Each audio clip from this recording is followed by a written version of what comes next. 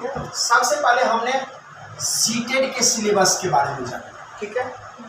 Seated में सबसे पहला जो होता है, सबसे पहले सीडीपी, क्या लिखे हम, सीडीपी। सीडीपी जो रहता है वो 30 मार्क्स का पूछता है। कितने मार्क्स का पूछता है?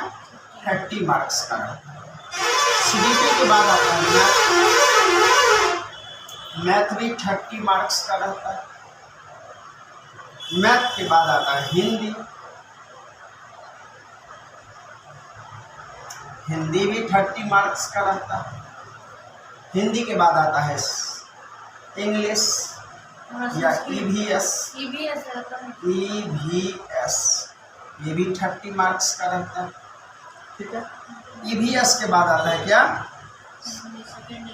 इंग्लिश। इंग्लिश रखिए, संस्कृत रखिए या उर्दू रखिए, ठीक है। ये भी पूछता है 30 मार्क्स, ठीक है। ये आपका टोटल हो जाता है। टोटल अगर हम जोड़ते हैं तो 150 मार्क्स का होता है। कितने होता है? 150 मार्क्स। यही आपका सिलेबस, यानी टोटल 150 नंबर का क्वेश्चन पूछे जाएगा। प्रत्येक क्वेश्चन 1 नंबर का होगा, निगेटिव मार्किंग नहीं है। उसके बाद ये सारे आपके किस में से? सीडीपी में से 30 क्वेश्चन, मैथ से 30 क्वेश्चन, हिंदी से 30 क्वेश्चन, ईवीएस से 30 क्वेश्चन, इंग्लिश रखिए, संस्कृत रखिए या उर्दू रखिए, उससे 30 क्वेश्चन। अब सर यहाँ क्वेश्चन उठता है कि सीडीपी जो रहता है, सीडीपी टोटल जो है सर कितने नंबर का पूछता है? 15 नंबर। तो याद रखिएगा प्रत्येक सब्जेक्ट में 15 नंबर जो होता है, 15 मार्क्स जो रहता है, इसमें भी 15, इसमें भी 15, इसमें भी 15, इसमें भी 15 और इसमें भी 15। तो टोटल सर हम जोड़ते हैं तो 75 मार्क्स होता है। कितने मार्क्स होता है? 75 मार्क्स होता है। तो सर ये 15 नंबर क्या है? तो ये 15 नंबर जो है सब प्रत्येक में आपको पेडागोगी पूछेगा। क्या पूछेगा? पेडागोगी पूछेगा। यानी पेडागोगी ये रहता है कि आपको जो है जैसे सीडीपी है ना, सीडीपी 30 नंबर है तो 30 नंबर में 15 नंबर जो है सब पेडागोगी रहेगा और 15 नंबर जो है सब आपको सीडीपी रहेगा, है ना। फिर मैथ में जो 30 नंबर रहेगा इसमें 15 नंबर जो है सब पेडागोगी रहेगा, 15 नंबर मैथ रहेगा। फिर हिंदी में 15 नंबर पेडागोगी रहेगा और 15 नंबर आपका हिंदी रहेगा, जिसमें यानी एक गद्य का रहेगा और एक पद्य का रहेगा, और 1 से 2 नंबर का ग्रामेटिकल भी रह सकता है, ठीक है। मात्र 2 से 3 बहुत बोलते हैं, 2 और ज़्यादा से ज़्यादा 3। ईवीएस है, ईवीएस में भी यही बात है। 30 नंबर का सर जो है क्या होता है? 30 नंबर का जो है सो 15 नंबर पेडागोगी और 15 नंबर का ईवीएस का जो कॉन्टेंट्स है ना, तीसरा, चौथा और 5वां का जो बुक होता है उसमें से पूछता है, ठीक है। इंग्लिश में भी यही है और संस्कृत में भी यही है और उर्दू में भी यही। दोनों लैंग्वेज पेपर एक ही है, ठीक है। जो बच्चे हिंदी का तैयारी कर लेंगे उनका इंग्लिश भी हो जाएगा, संस्कृत भी हो जाएगा और उर्दू भी हो जाएगा। उर्दू में क्या? यानी पेडागोगी, ठीक है। अब देखिएगा इंग्लिश, संस्कृत और उर्दू, इसमें जैसे हिंदी में 10 यानी 8 से 9 नंबर का गद्य पूछता है और 7 नंबर का पद पूछता है, वैसे ही इंग्लिश में भी 8 से 9 नंबर का कॉम्प्रिहेंशन पूछेगा, है कि नहीं। 8 से 9 नंबर का क्या पूछेगा? कॉम्प्रिहेंशन पूछेगा। और उसके बाद 6 से 7 नंबर का, कभी 7 से 8 भी कर देता है, यानी 9 समझिए और 6 समझिए, या 8 समझिए या 7 समझिए, यही इसका रेशियो रहता है। तो कहानी से यानी प्रोज से 9 नंबर का और पोइट्री से 6 नंबर का, तो 9, 6, 15 ऐसे करके क्वेश्चन रहता है।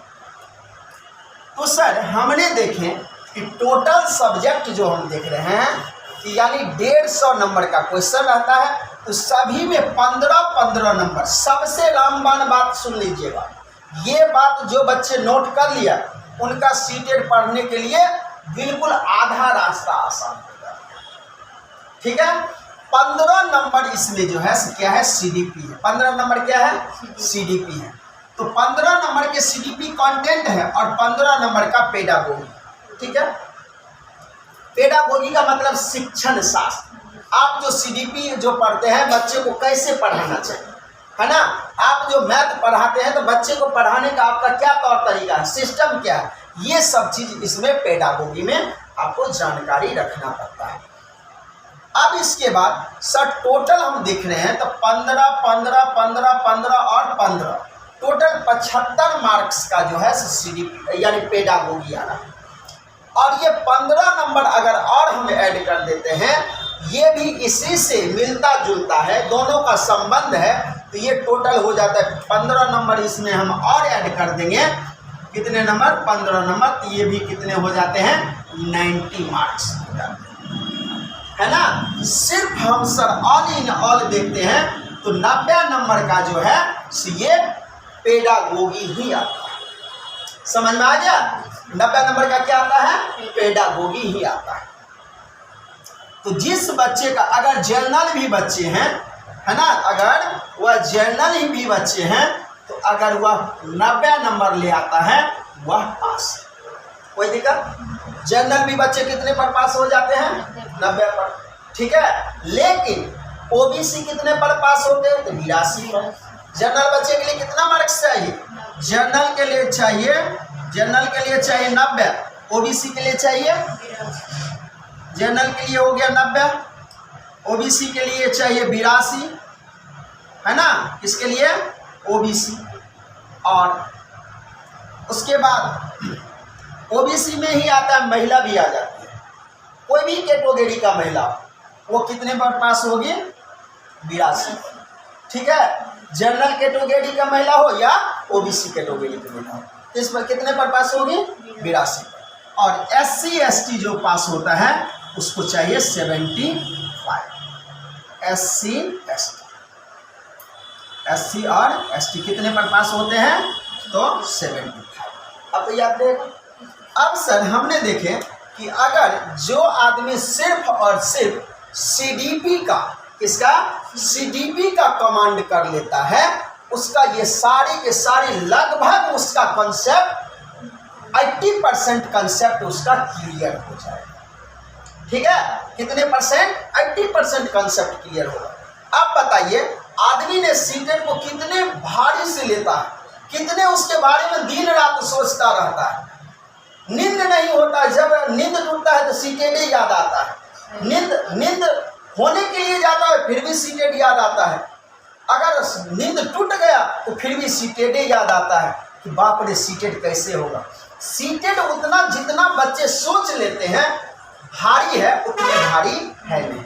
अगर कोई भी पढ़ाने वाले हो या कोई बच्चे हो कहता है बहुत भारी है, ये उनका फितरत है, सोच का फितरत है, इसके लिए हम कुछ नहीं कर सकते हैं। और जो बच्चे मेहनती होते हैं वो भी कुछ नहीं कर सकते, ये उनका टेंशन है, ये टेंशन भगवान उन्हीं को दे करके रखे, ना हमको दे ना हमारे बच्चे को। ठीक है, अब देखिए 90 एक पेपर की तैयारी करने से मेरा 90 नंबर तैयारी हो रहा है।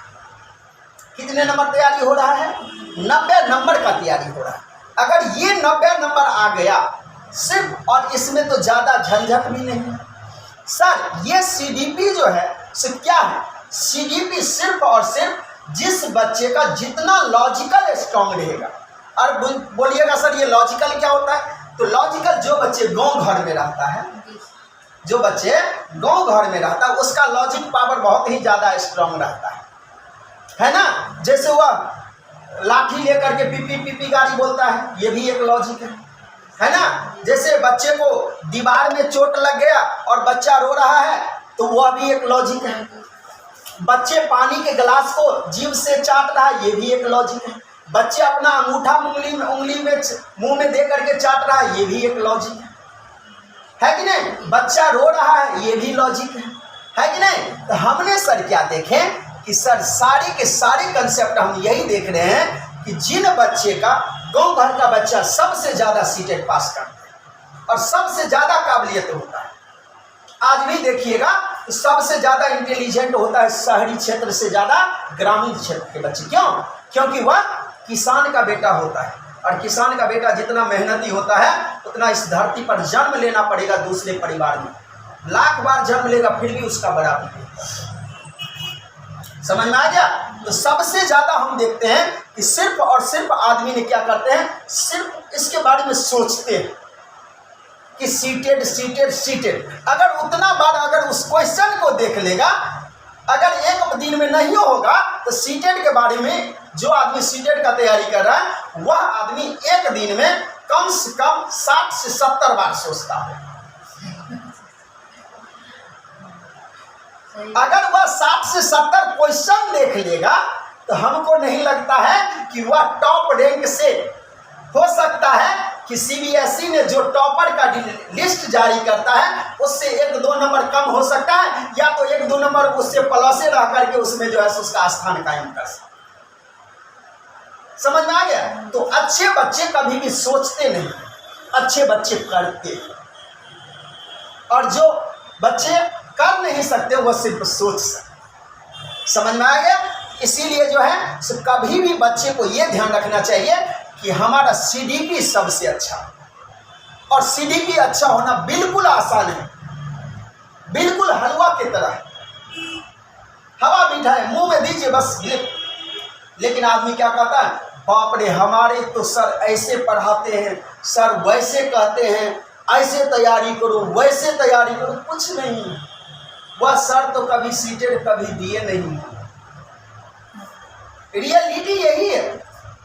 अगर देखिएगा तो जिसके पास डिग्री नहीं रहता वो ज्यादा पावर में रहता है, और जिसके पास डिग्री रहता है वह नीचे रहता है। आजकल जिसका डिग्री नहीं है वो ज्यादा बड़का बोर्ड लगाया हुआ है, जिसके पास डिग्री है उसका बोर्ड छोटा है। तो यही चीज है, पढ़ाई भी यही है कि जिसके पास नॉलेज नहीं है वो तो भारी बताएगा, जो अध्ययन करके नहीं आया वो भारी बताएगा। हमने तो बच्चे को कहते हैं, गारंटी लेते हैं, अगर बच्चे हमारे यहाँ कदम रख दिया तो वह सीटेड पास करेगा, इतना तक का गारंटी। सर कोई करामात होगा, कोई करामात नहीं, वो करामात बस इतना होगा कि वह मेहनत करेगा, और सिर्फ वह सोचेगा नहीं, सिर्फ करेगा। समझ में आ गया? इसीलिए सबसे ज्यादा फोकस करना है सीडीपी के ऊपर। सीडीपी 30 नंबर का पूछता है, लेकिन इससे मिला जुला कंटेंट जो होता है वह 90 मार्क्स का। हमने जो आपको ये बुक दिए हैं, लाइए वो बुक लाइए, हमने जो आपको ये बुक दिए हैं दरभंगा सीटेड क्लासेस का है, देख रहे हैं सारा कुछ है। इसमें हमने क्या दिए हैं, जब लोग बदल सकते हैं तो किस्मत क्या चीज है। जब लोग बदल सकते हैं तो किस्मत क्या चीज है। आजकल लोग को बदलते समय तो हवा भी उतना जल्दी अपना रूप नहीं बदलता है जितना जल्दी लोग बदल जाता है कि नहीं? जिस पर जितना भरोसा करते वो आदमी उतने ही जल्दी और बदल जाते हैं। तो जब लोग बदल सकते हैं तो किस्मत क्या चीज है, किस्मत भी बदल जाएगा सिर्फ मेहनत करने से। अब इसके बाद क्या लिखा है, एक ही बार में सीटेड बीटेड बीपीएससी सुपर टेट पास करने की गारंटी, एक ही बार में। क्यों? क्योंकि हमारे पास घमंड नहीं है, हमारे पास टेक्निक हमारे पास कोई घमंड नहीं। भगवान ने हमको जो घमंड दिए हैं, भगवान को हम बस यही प्रार्थना करते हैं कि भगवान हमारे अंदर जो भी बुराई है बस हमको उसको खत्म कर दीजिए, और इसके बाद कुछ नहीं चाहिए। हम सिर्फ और सिर्फ मेहनत पर भरोसा करते हैं, और हम उन्हीं बच्चे को कहते हैं जिनका मेहनत हम देख लेते हैं कि नहीं आप हमारे यहाँ आ जाइएगा, बोलेगा एडमिशन लेने के लिए, हम एडमिशन नहीं ले सकते, हम कभी भी एडमिशन नहीं ले सकते। बोलेगा क्यों? क्योंकि हो सकता है कि आप हमारे यहाँ से पास ना करें, आप अच्छे से मेहनत ना करें। वह कलंक हम अपने ऊपर नहीं लें, गलती करिए आप खामियाजा भोगे हम, वह चीज़ हम कभी भी नहीं ले सकते। हमको कमाने का कोई शौक नहीं है। भगवान ने जितना ईमानदारी में सुकून दिया है उतना बेईमानी में नहीं दिया है, लेकिन आजकल बेईमानी ज़्यादा बिकता है, झूठ ज़्यादा बिकता है, सत्य कम बिकता है ना। सत्य का बिक्री करने वाला बहुत कम विक्रेता है और झूठ का विक्रेता बहुत ज़्यादा है। इसीलिए हमेशा ये ध्यान रखिएगा कि हमने अभी तक सुपर टेट का बैच भी नहीं स्टार्ट किए। अभी तो बहुत आदमी आपदा में अवसर खोज लिए, सरकार ने बच्चे के ऊपर यानी बहुत बड़ा विपत्ति का बोझ डाल दिया है। और कुछ टीचर अभी जो है 15 दिन 1 महीना से सुपर टेट का भी तैयारी करवाना शुरू कर दिया। ये कितने दुर्भाग्य की बात है, ये कितने दुर्भाग्य की बात है कि सरकार ने समय, विषय वस्तु, कंटेंट्स भी निर्धारित नहीं किया, टाइम भी निर्धारित नहीं किया, क्वेश्चन भी निर्धारित नहीं किया, और हमारे यहाँ सिलेबस भी निकाल दिया। क्या क्या पूछा जाएगा, बस लगता है वही उसका कमेटी का वही जो है सो क्या है सबसे बड़ा है ना अध्यक्ष जो है सो वही है, वही जो है सो उसको पारित करेगा। लगता है वैसे ही वो तैयारी करवा रहे और बड़ा बड़ा अक्षर में लिख रहा है हमारे यहाँ सुपर टेट की व्यवस्था की जाती है एक्सपर्ट टीचर के द्वारा। कई बार सुपर टेट क्वालिफाई, कहाँ से भाई को सुपर टेट आज तो बिहार में आया ही नहीं, तुमने कब कर लिया?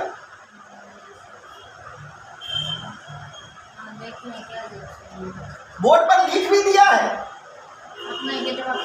सुपर टेट लिखा है कि सुपर टेट क्वालिफाइड टीचर से पढ़े। हमने तो हमारी टीम है, हमारी टीम ने जैसा निर्णय लेते हैं हमने वैसा ही हमारे यहाँ काम चलता है। हमारे यहाँ झूठ फरोश का धंधा बिल्कुल नहीं होता है। हमने सिर्फ और सिर्फ जब सरकार के द्वारा नियमावली निकाल दी गई है तो हमने उस पर को माने हैं। सरकार ने जब सिलेबस जारी कर देगा, टाइम जारी कर देगा, हम उसको मानेंगे।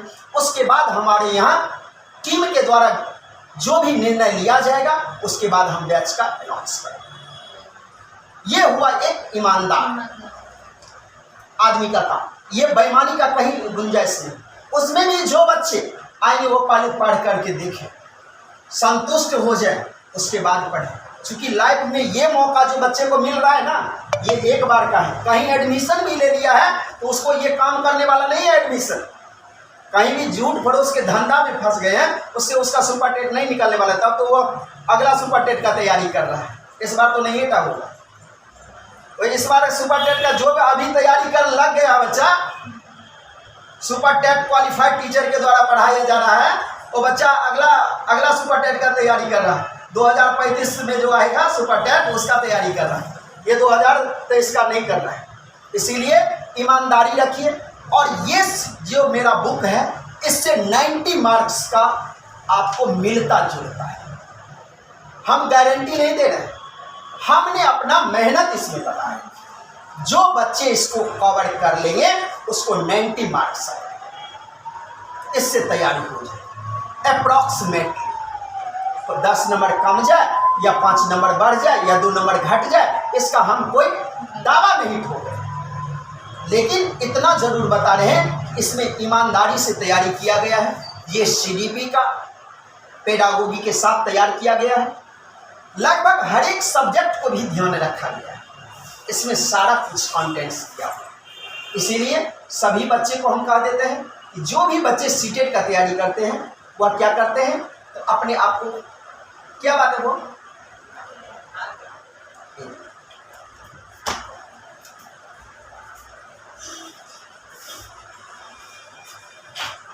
क्या बोलूं?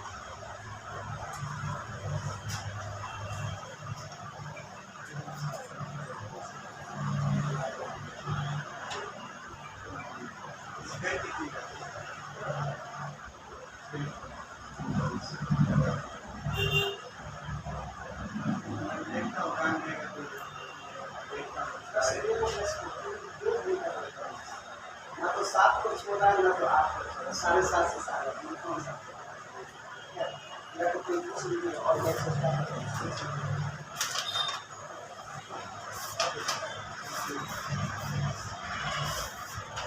यहाँ पे एक लिखा हुआ है 9 से 10। 9 से 10 आगे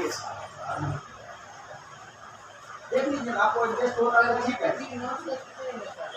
अभी टाइम इस महीना के बाद 20-25 ठीक है आप देख लीजिए हो जाएगा 8 से 2 पढ़ा। हाँ स्टार्टिंग लेवल से एकदम 0 ABCD ठीक है। आप लोग ऐसे मतलब इधर नंबर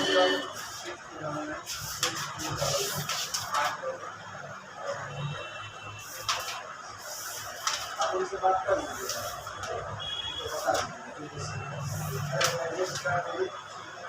है ना।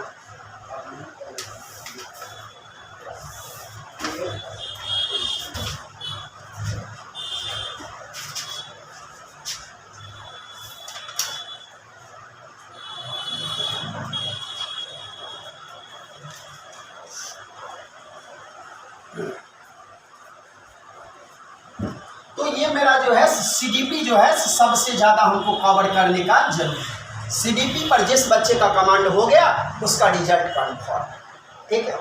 उसके बाद मैथ भी जो है वही 15 नंबर का सीडीपी अति पेडागोगी ही रहेगा और 15 नंबर का कॉन्टेंट्स रहेगा और उसमें 1 to 5 क्लास के बुक को आपको कवर करना है।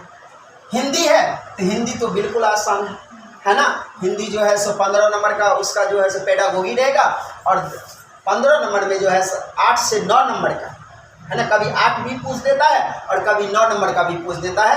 एक रहता है कहानी से और एक रहता है कविता से। 8 नंबर का अगर पूछ दिया कहानी से तो 7 नंबर का कविता से, अगर 9 नंबर का कहानी से तो 6 नंबर का कविता से। ईवीएस का भी वही है, बता ही दिए पहले ही कि कंटेंट्स जो रहता है इसका 3रा 4था 5वां के बुक से उससे पूछा जाता है ना। और वैसे तो हम कहानी इसका तो मतलब बिल्कुल ही कह सकते हैं कि ये कंटेंट 15 नंबर तो ये फिक्स है ना। और ये 15 नंबर के लिए 3, 4 और 5 का बुक आपको लिखना पड़ेगा। उसके बाद इंग्लिश है ना, संस्कृत है तो संस्कृत है और इंग्लिश संस्कृत और उर्दू पेडागोगी अगर एक का तैयारी हो गया तो मेरा दोनों का तैयारी समझ। यही इसका टोटल सिलेबस है। अब सबसे ज़्यादा हम एक ही बात को बार बार फोकस कर रहे हैं कि बच्चे को, जिस बच्चे को इस बार रिजल्ट चाहिए, जुलाई में रिजल्ट चाहिए, उसको एक ही टारगेट करना है। आप हो या कोई भी बच्चे, अगर उसको अपना फ्यूचर बचाना है तो, अगर ब्लैकमेलिंग नहीं होना है तो उसको एक ही चीज़ टारगेट करना है, सीडीपी। किसको टारगेट करना है? सीडीपी को। बस सीडीपी को टारगेट कर ले, उसका रिजल्ट कन्फर्म है। वो रिजल्ट मेरे नाम से अपने झोला में डाल दे, है ना। सिर्फ और सिर्फ सीडीपी 90 मार्क्स ये सीडीपी है, ये 90 मार्क्स का सीडीपी उनके झोला में चली जाए। हो गया, यही इनका कॉन्टेंट्स है। अब इसके बाद सर हमारा जो अभी पढ़ाई का सिस्टम है, इसमें अगर हम लिखाने का क्रिया करेंगे तो वह क्रिया बहुत लंबा प्रोसेस में चला जाएगा, ठीक है। आपने हमारे यहाँ आए हैं कुछ उद्देश्य से आए है कि नहीं। अगर आप हमारे यहाँ से खुश ही होकर के नहीं जाते हैं तो ना जाने कितने बेदुआ आप हमको दीजिएगा और कब तक दीजिएगा। हमको नर्क में भी जन्नत नहीं मिलेगा, वहाँ भी चैन नहीं मिलेगा, बोलेगा वहाँ भी कोई गाली देगा। इसीलिए हमारा जो ऑब्जेक्ट है, हमारा जो मिशन है, हमने इसके चलते इन्होंने क्या किए हैं तो सारे कंटेंट्स तैयार कर दिए हैं। हमने क्या किए हैं, सारे कंटेंट्स तैयार किए हैं।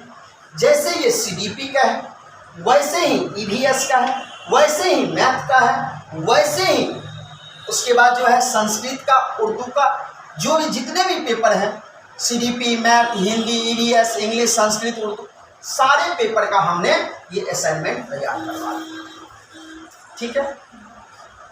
अब ये असाइनमेंट अगर हम ईमानदारी से पढ़ाएंगे तो अगर एक चैप्टर पढ़ाएंगे सीडीपी का तो उसमें हमको 3 दिन लिखाने में लगेगा और 2 दिन उसको समझाने में लगेगा। और एक बच्चे को अच्छा से बता रहे हैं, नहीं फांकी देने तो 1 दिन ही काफ़ी है कि नहीं। अगर डीप में जाएंगे, सीटेट में जिस प्रकार से क्वेश्चन पूछ रहा है, वो अपना जिस प्रकार से स्टैंडर्ड बढ़ाया है, अगर उसको हम देखेंगे हमको इतना करना पड़ेगा। अब इसको हम देख रहे हैं तो तो ऐसा ही मेरा सारा कंटेंट्स होगा, सारा कुछ तैयार किया गया है। अब हमको ना तो 3 दिन लिखने का झंझट है, अब हमको सिर्फ और सिर्फ समझाने का झंझट है। समझाएंगे, फिर आपसे हम क्वेश्चन करेंगे, फिर क्वेश्चन करने के बाद आपसे आंसर लेंगे, फिर आंसर करने के बाद आपको टेस्ट लेंगे, फिर टेस्ट के बाद जो है आप उसको हम डिस्कशन क्लास कर चलाएंगे, फिर अंत में 15 गो टेस्ट सीरीज चलाएंगे लास्ट। जब मेरे बच्चे 15 टेस्ट सीरीज इतना प्रोसेस जाने के बाद ले जाते हैं तो सीटेट को उसके बाद हम चैलेंज देते हैं तो दुनिया का कहीं से भी क्वेश्चन ले आएगा, मेरा बच्चा समय से पहले बना करके बैठेगा, नहीं बैठेगा तो हम ताला बंद करके चलेगा। सिर्फ और सिर्फ हम जितना ईमानदारी से पढ़ा रहे हैं, मेरे बच्चे भी उतना ही ईमानदारी से पढ़ेगा। सिर्फ हमारे पढ़ने से नहीं होगा, हमारे पढ़ाने से नहीं होगा। अभी भी हम पढ़ाई करते हैं तो बच्चे को और कितना पढ़ाई करना पड़ेगा, सब तो सोचें। इसीलिए हम कहते हैं कि बच्चे सबसे ज़्यादा अगर फोकस करें तो जब सीटेट का पढ़ाई करते हैं वो सबसे पहले अपने आप को वह रटने से बचे। सबसे पहला काम क्या है? सबसे पहला काम है वह क्वेश्चन को रटे नहीं। दूसरा काम है कि वह किसी भी ऑप्शन को देखते ही मात्र टिक ना लगा दे। तीसरा बात, वह किसी भी क्वेश्चन को देख करके ज़्यादा खुश ना हो जाए। फिर उसके बाद चौथा बात, जब क्वेश्चन पढ़ते हैं तो क्वेश्चन पढ़ने के साथ ही उनको ये ना लगे कि इसका आंसर सिर्फ वही हो सकता है, ये ना हो कि उसका आंसर सिर्फ वही हो सकता है। वह अपना दिमाग ना लगा, वह क्वेश्चन का जो ऑप्शन दिया है उनके अकॉर्डिंग वह उनको टिक आउट करे। फिर उसके बाद यह ध्यान दे कि बच्चे जो ऑप्शन लगा रहे हैं वह ऑप्शन जब क्वेश्चन पढ़े, सबसे पहले क्वेश्चन पढ़िए, क्वेश्चन का कीवर्ड याद रखिए कि इस क्वेश्चन का क्या मायने बात कर रहा है, क्या पूछ रहा है। उसके बाद चारों ऑप्शन को देखिए, उस ऑप्शन को देखने के बाद अब चारों ऑप्शन में द पॉजिटिव मांग रहा है आंसर, तो देखिए चारों में सबसे ज़्यादा कौन सा पॉजिटिव। अगर निगेटिव मांग रहा है तो ये देखिए कि चारों में सबसे ज़्यादा निगेटिव क्या है।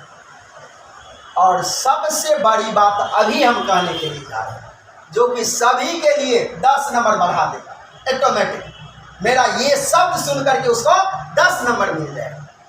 जब बच्चे क्वेश्चन को हल करते हैं तो सीटेट में जब उसका ऑप्शन देते हैं तो 2 ऑप्शन ऐसा ऑप्शन देते हैं जो कि 90% दोनों सही होता है। 2 क्वेश्चन दिया, 2 ऑप्शन दिया है, 2 ऑप्शन रहता है वह 30% सही है, पहला दूसरा 30% सही, तीसरा ऑप्शन 90% सही है और चौथा ऑप्शन 100% सही है। और कभी कभी ऐसा भी ऑप्शन आता है कि 100+ भी लेना पड़ता है, वह उसको भी ध्यान में रखना पड़ता है। कभी कभी ऐसा होता है कि 100+ जो है सो प्लस में निगेटिव को भी लेना पड़ता है। वह क्वेश्चन के ऑप्शन देखने के बाद ही तय करना चाहिए कि हमने क्या करना है। अगर 2 क्वेश्चन पॉजिटिव रहता है उसमें बच्चे सबसे ज़्यादा गलती करते हैं, 3 से 4, 4 से 5 क्वेश्चन यहाँ से गलती करके आते हैं। लगता है कि अच्छा नहीं यही सही होगा, पढ़ लिया, मार दिया, टिक आउट। अब उसके बाद फिर अगला ऑप्शन है, वो भी वैसा ही मिलता जुलता है, वो अंतर नहीं कर पाता है। अंतर क्यों नहीं कर पाता है? क्योंकि वह तो बिना डिग्री वाले के पास से पढ़ करके आया। डिग्री वाले को फिर वैल्यू क्या रहे? तब इंसान इतना पढ़ाई खर्च क्यों कर रहा है? फिर ये टेट एग्जाम क्यों निकाल रहा है? फिर काउंसलिंग में क्यों जा रहा है? फिर उसके बाद वो उसको कॉलेज सिलेक्शन क्यों करना पड़ रहा है? तब तो जाइए और कहीं से जो है सिर्फ और सिर्फ जैसे आपने बीएड का डिग्री लिया है वैसे सीटेट का भी डिग्री ले आइए। और इसी के कारण सरकार ने सुपर टेट लागू किया है, क्योंकि एक सब्जेक्ट में 4 नंबर और दूसरा सब्जेक्ट में 127 नंबर। वाह रे वाह, कितना इंटेलिजेंट बच्चे। जैसे वहाँ से सीटेट का डिग्री लाए वैसे फिर आप भी ले आइए और कोई से सुपर टेट का भी डिग्री ले, नौकरी हो जाए। लेकिन फोटो तो अब दूसरा का आ रहा है, ये भी थोड़ा ध्यान रखिएगा, है ना। अब फोटो जो स्कॉलर को बैठाया गया था उनका फोटो उड़ गया है, सोना बेच करके, खेत बेच करके, गेहूं बेच करके, एक एक रुपया करके, अपना सुहाग को बेच करके,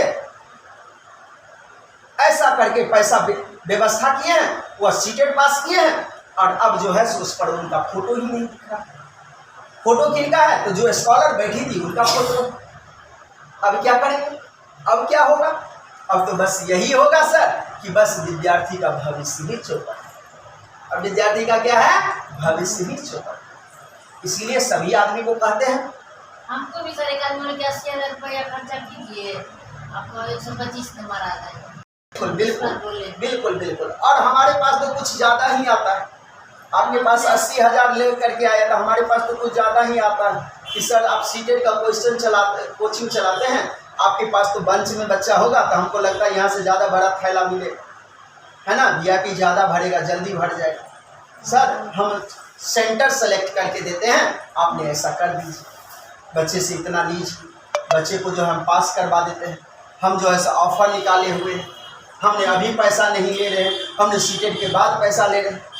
तो ये सब चक्कर में कभी भी गलत बच्चे को नहीं करना चाहिए। गलत कभी भी सही नहीं हो सकता है ना। झूठ कभी सत्य नहीं हो सकता और सत्य कभी भी झूठ नहीं हो सकता है।